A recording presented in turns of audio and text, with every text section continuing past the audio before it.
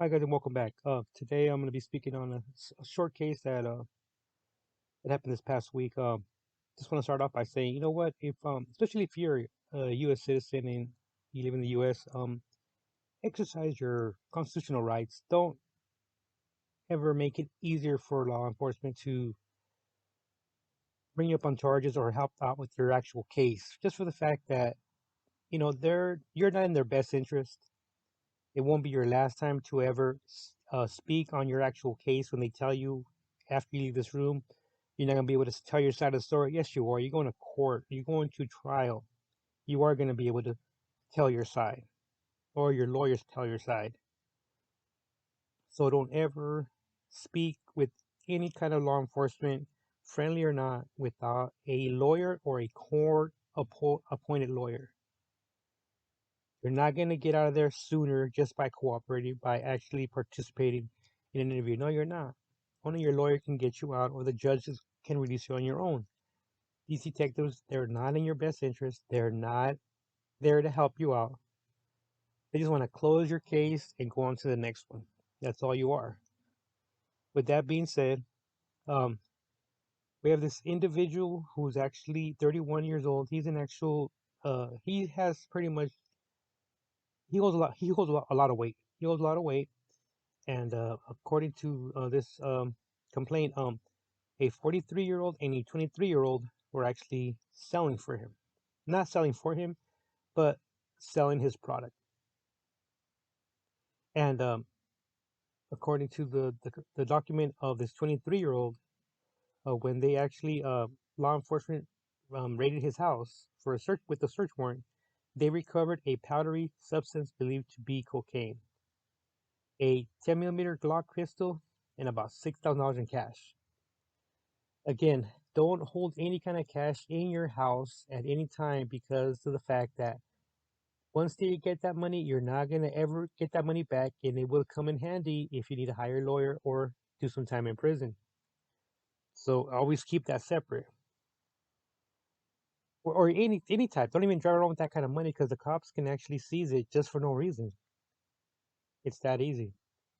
And that actual arresting or seizing officer, that department gets to keep that money, by the way. And also, you know, don't have handguns around. If you do, make sure they're registered, or make sure just don't have them around. It's probably even better not even having them around, just for the fact that if you're gonna have any kind of dope, they can associate that, they can actually connect that, and it goes worse for you, you know. And now for this 43-year-old, uh, at his home, they recovered a green leafy substance believed to be marijuana, 7 firearms, drug paraphernalia, and approximately over $1,000. There you go. Firearms and drug paraphernalia, they don't mix. Just for that, it's sometimes even worse than actually being caught with an actual substance. That combination. Okay?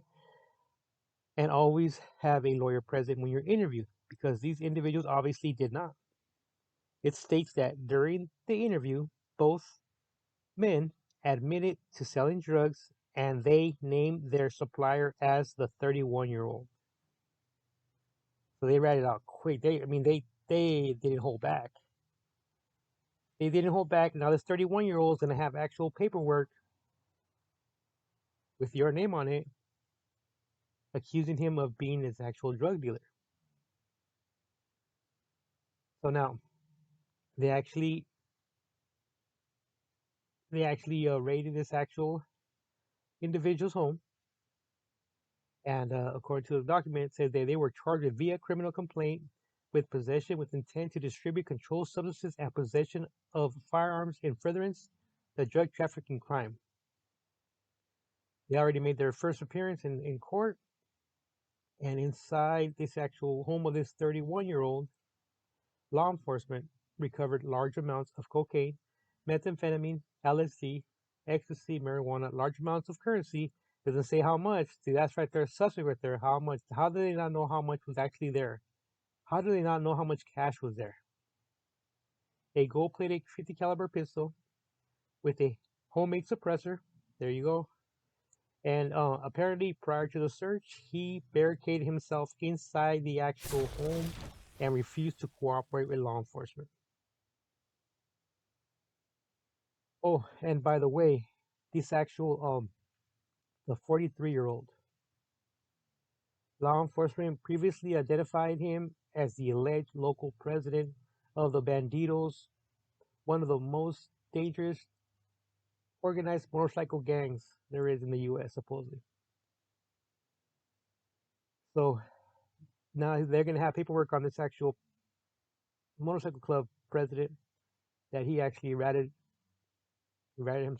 out. Okay, guys, don't forget to like and subscribe.